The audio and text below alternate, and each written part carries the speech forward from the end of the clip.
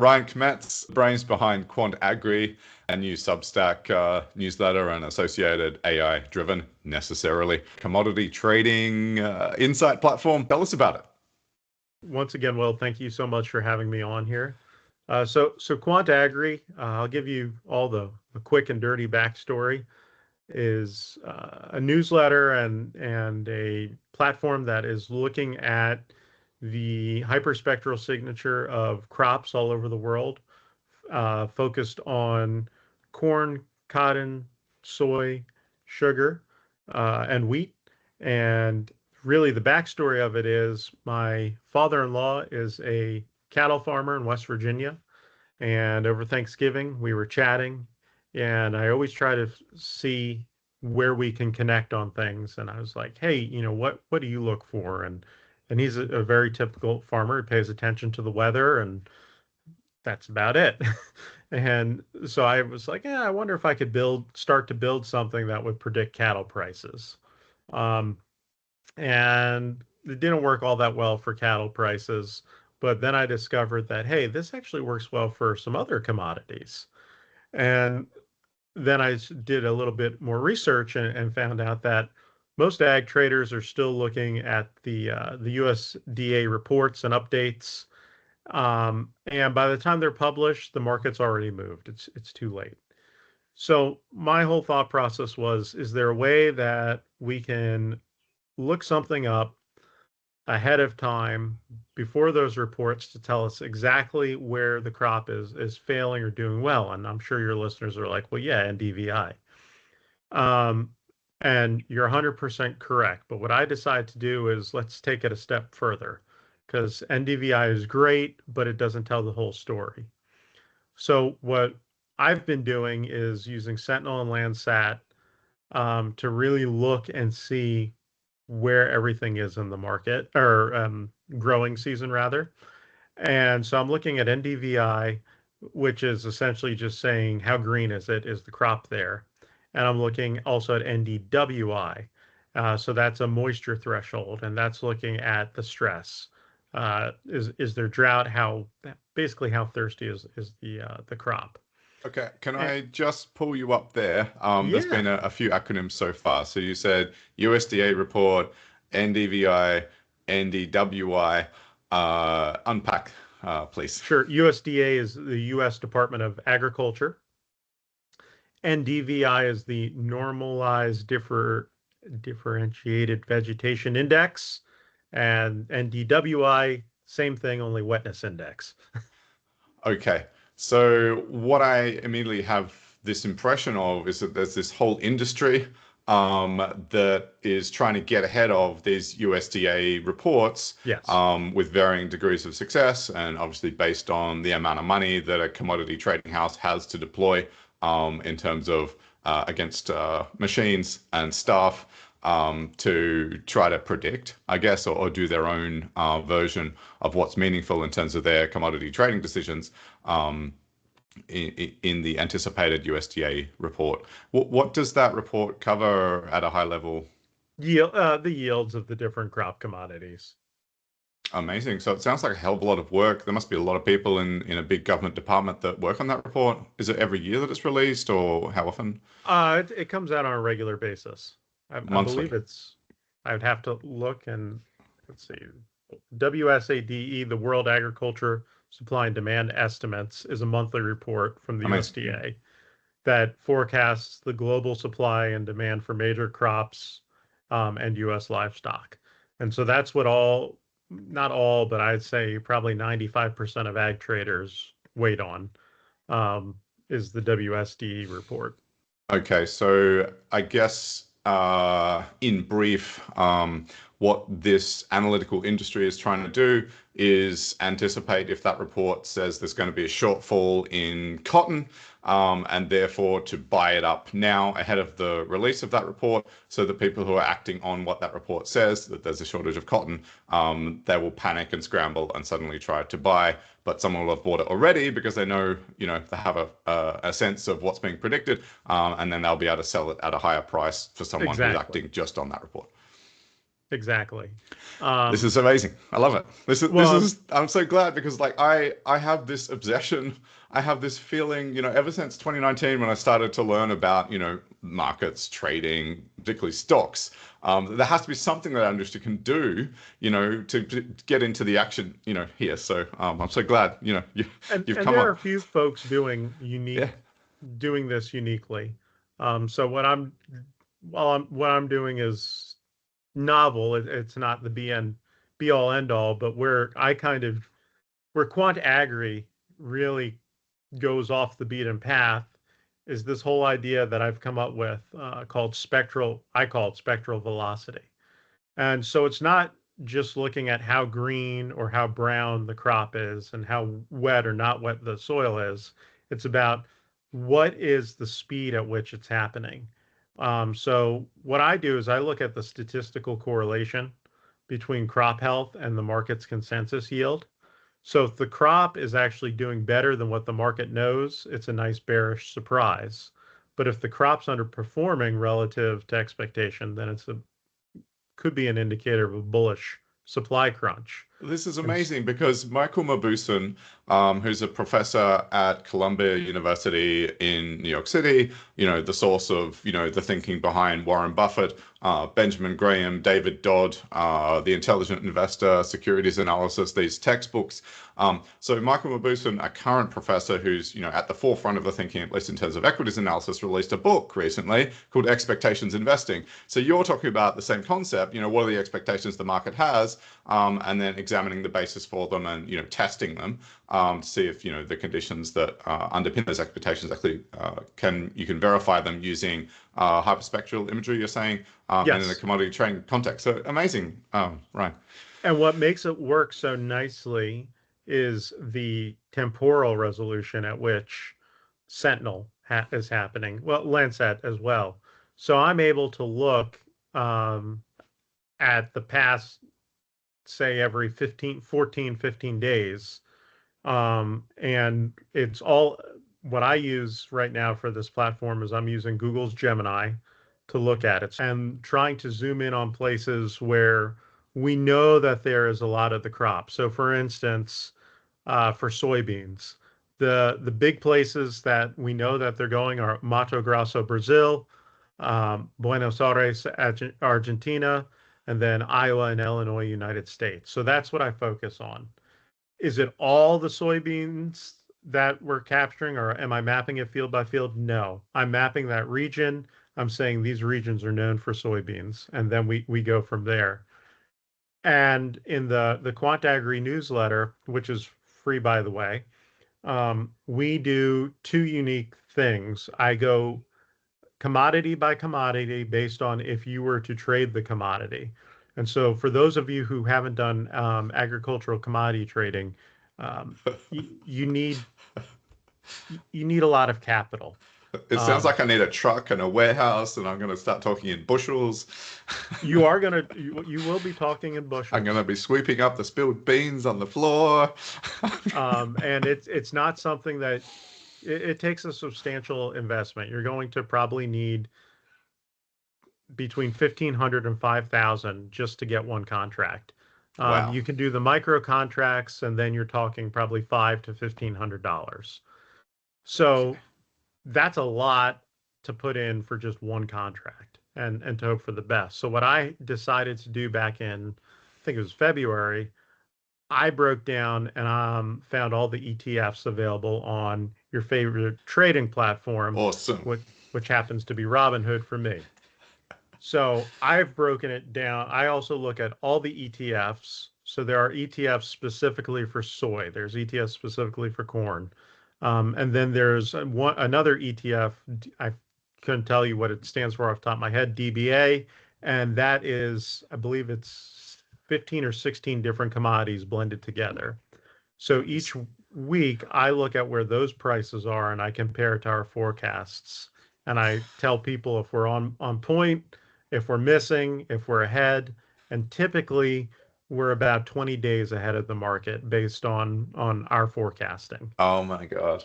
Ryan, you're our hero for every, amateur geospatial analyst who's wondered, what is the world outside of my job at a utility or a municipality or an engineering firm, and just, the slog of everyday life as an analyst or a consultant.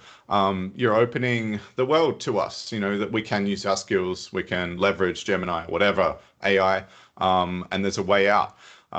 Amazing. So Now, I I'll will use say stuff. there is one very big caveat with all of this, Will, and that is, as great as the data is, you have things like the closure of the Strait of Hormuz, which is a huge. I'm a big baseball fan. It's a huge. It's not even a curveball. It's a knuckleball, and can A just black all your swan. analysis.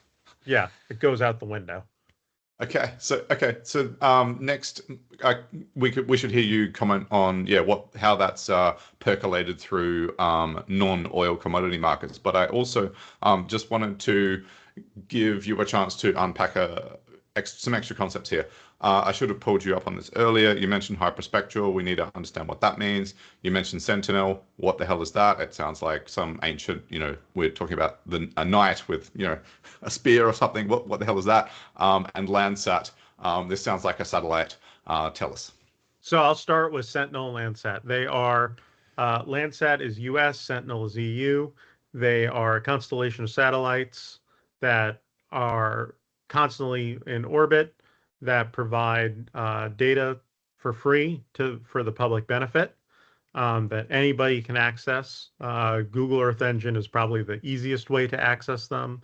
You can also use different spatial temporal stack browsers, but Google Earth Engine is probably the easiest way to do it. I don't, off the top of my head, know their resolution. They're not super high resolution spatially, but they are temporally. And it So allows you to look. temporally, what's the revisit? Sent. Oh gosh, put me on the I've put spot. you on the spot. I honestly have to look it up. Landsat's revisit time is about 8 days. So that means the satellite comes back to the same point on Earth every 8 days. Okay. Yes, That's and the concept of Sentinel's temporal revisit resolution. time is about 5 days. Amazing. Okay. And Um, do they both cover the whole world? yes, There we go. So it's yes. only Sentinel and Landsat. So it's only the US and Europe. There's nothing in Asia from, or from Russia or China that they don't have an equivalent. Uh, I would imagine there are, but I'm only familiar with Sentinel and Landsat. Okay, interesting. So, but things seem to be, in a way, going the same direction as the global navigation satellite system. We started Yes. with GPS. Then there's Beidou from China. There's GLONASS from Russia. There's Galileo from Europe. Okay, so if they haven't got their own Earth observation constellation soon, they will. Okay, and what's hyperspectral? So these spectral and hyperspectral are terms used in Earth observation. And so satellites capture more than just the visible spectrum of color. Most satellites are RGB, red, green, and blue, and that's what you and I see. But you can also capture infrared, um, which is on the something humans cannot see. And that allows you to look at how well, for instance, with NDVI, you're looking at near infrared. And so it lets you see how green things are, how well the chlorophyll is working basically, or not working. And when you start to play around with hyperspectral data, you open up this whole world of invisible, for lack of a better term, data that we can't see as humans, but we can measure using the sensors on these satellites. Okay, so And there's a broad spectrum of light radiation. A yes, small number of those bands or a constricted number of those wavelengths we can see. But you're saying that, towards the longer wavelength end for infrared and near infrared, you basically get the vitality of the plants driven by the healthiness of the chlorophyll-based activity. And that can then give you a measure of the health or the vitality of the crop. And I'm guessing at the shorter wavelength end, there's also something that we can use too. but Yes. maybe not in the context of monitoring organism or plant organism health. Yes, and then there's also, while we're talking about for your audience, Sentinel also has SAR, synthetic aperture radar, which what's cool about SAR is that lets you see through the clouds. So that's the other big caveat in this whole QuantAgri idea is that yes, I'm revisiting these areas very on a very quick time scale, but if it's cloudy, the satellite only shows you the clouds. It can't penetrate. SAR can go through the clouds. And for those of you familiar with like the best way to describe SAR is it's very similar to LiDAR in a way. It kind of lets you see the shapes and the returns. I don't necessarily use SAR for this. SAR is really good from based on my background. It's actually really good for looking at flooding because then you can see the changes in the returns from the landscape. It's basically a distance measurement device. Yeah. Yeah. Okay. All right. It And sounds like a Sentinel does real eye that. in the sky. Yes. Yeah. Amazing. Amazing technology here. Okay. All right. So I think that's enough for the technical definitions pit stop. You were going to talk about the Strait of Hormuz or the Yeah. Straits of Hormuz. I Yeah. hear The there's Straits of, more than one. yeah. So, people are probably like, well, this is an ag focused thing. Who cares? Well, with the Straits of Hormuz being closed, we're seeing an impact on fertilizer because fertilizer is essentially a byproduct of oil refining and natural gas refining. The ammonia is. I This is digging back. I believe it's the Haber process. That's all I could tell you about it. And so with the straits being closed, none of that ammonia is getting to the fertilizer plants. And if there was fertilizer that was made, none of that's making it out either. And so it is very, very probable that we're going to see a supply shock um, at the end of the harvest. So your winter crops, not that there are many, but you probably won't see a huge, like kale, for instance, that can overwinter. That's probably going to be okay. But as the spring 26 soybean crop matures and gets collected, and the corn matures and gets collected, so this summer, this late summer, early fall, in North America at least, you're going to start to see the price increase on the fertilizer. You're also seeing it right now in the hay market. Um, yes, there is a whole market for purchasing hay. I love Uh, this. It's amazing. You're really bringing the world to light for us. I also the loved hay your comment market's about there being already different seeing regions for growing crops. And it's the whole spike. world. It's amazing. They're already seeing price spikes because of the cost of diesel. Diesel is also going through the roof.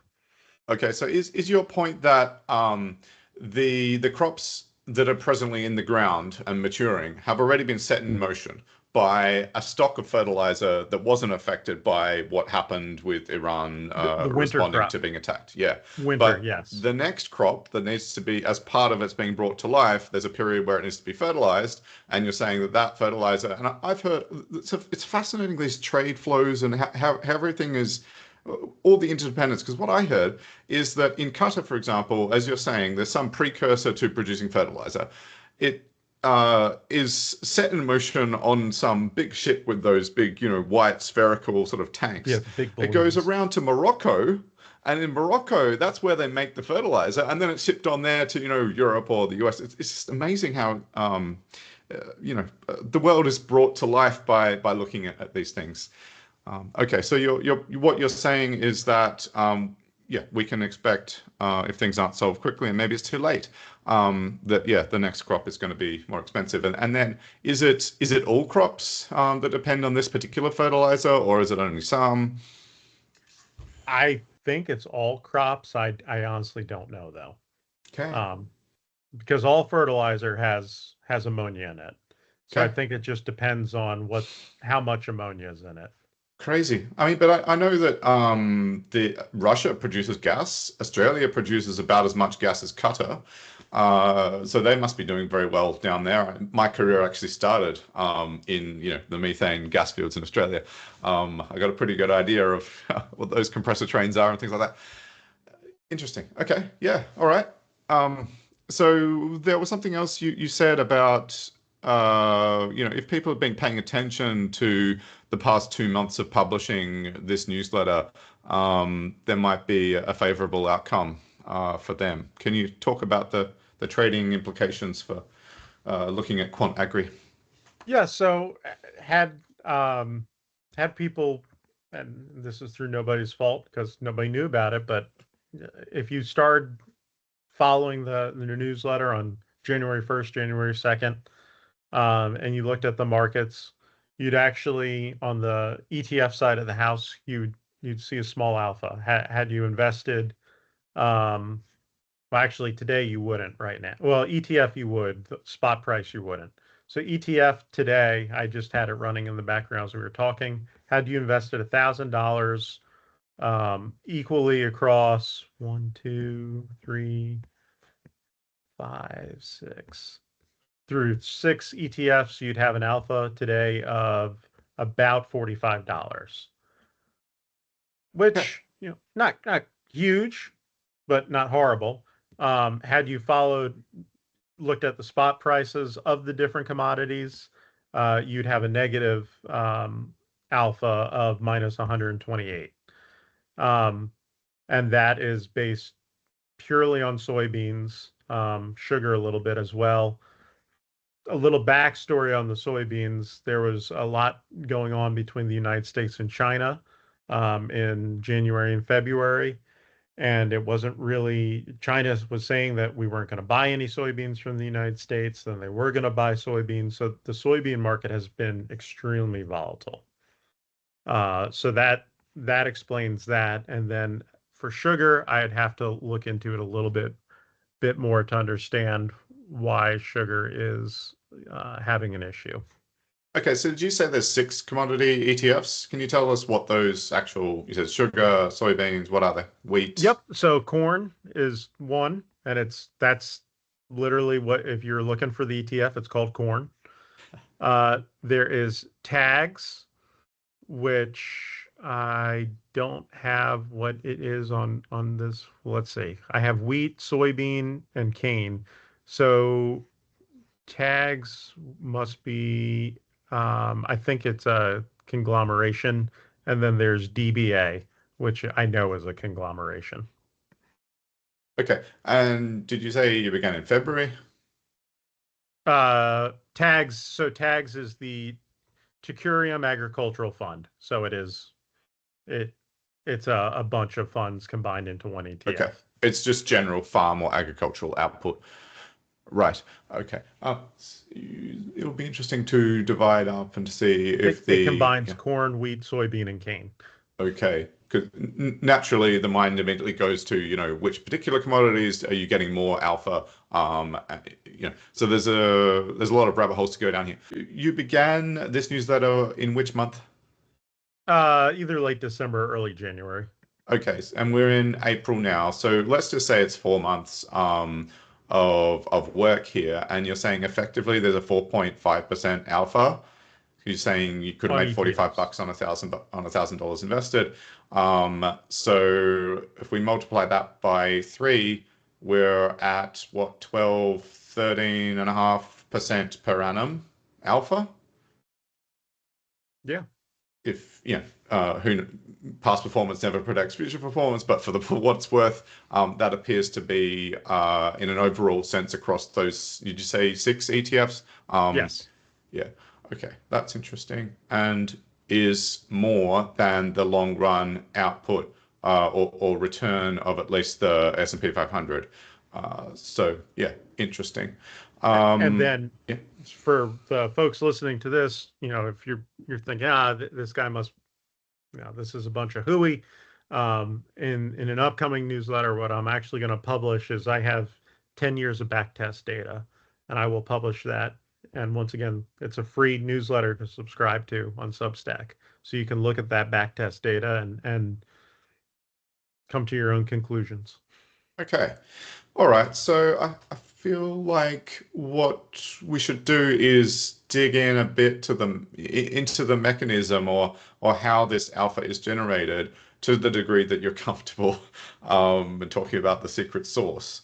Maybe you're not comfortable at all, but if we So leave it it all here, goes there's a back. sense, yeah. It all goes back to spectral velocity, um, which is the term that I'm using for. We are looking at the statistical variations and making a projection forward, and that's how we're getting the 20 about it averages around 20 days ahead of the market. So by 20 days ahead of the market, are you saying you are predicting the USDA report commodity production rates accurately within a acceptable degree of tolerance 20 days ahead of the release of that report? Is that Yes. the claim? Yep. Okay, so effectively then you, for those commodity trading houses, investment banks, Yahoos trading by the river with a beer in their hand, you're saying that you are getting to an accurate prediction 20 days ahead. And so effectively it's a competition to take your position in the market as early as possible so that you are picking up cheap commodities earlier than others are. So there's a race. So that the earlier that you can come to the correct conclusion, the better. Yes. Yes. Okay. Essentially, to use an analogy, if NDVI is like a speedometer, the this whole idea of spectral velocity is like an accelerometer.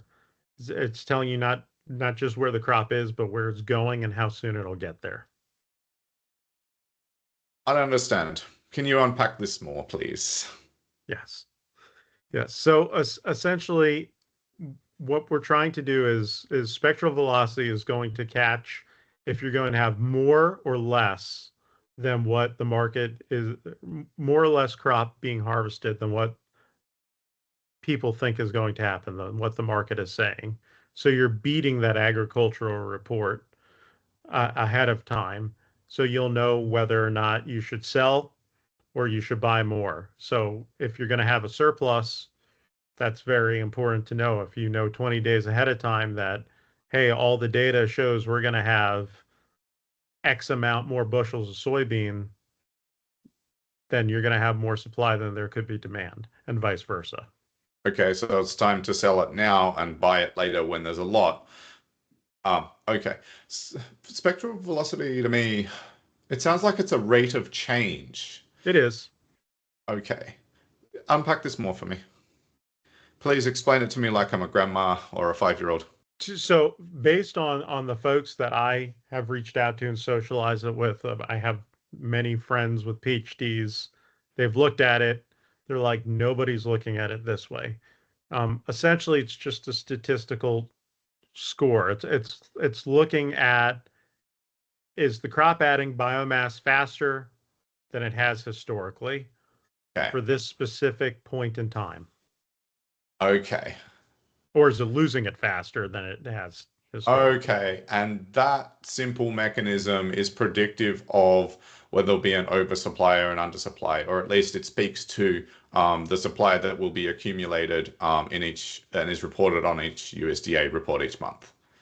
Correct.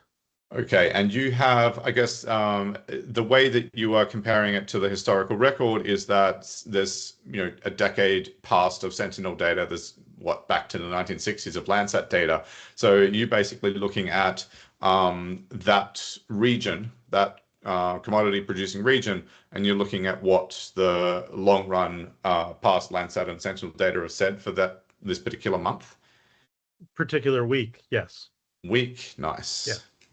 Okay, because it's every 5 days revisit for Sentinel, every 8 for Landsat. Okay. Correct.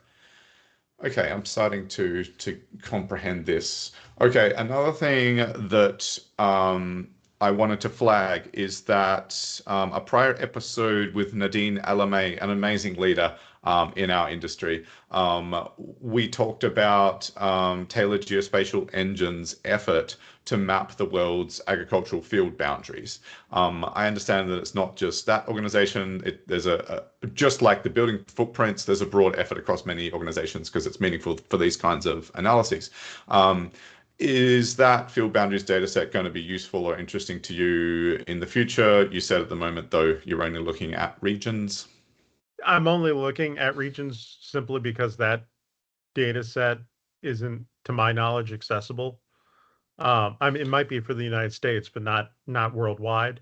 But that would be a huge way to increase the overall accuracy of this, because I mentioned, soy in Iowa and Illinois.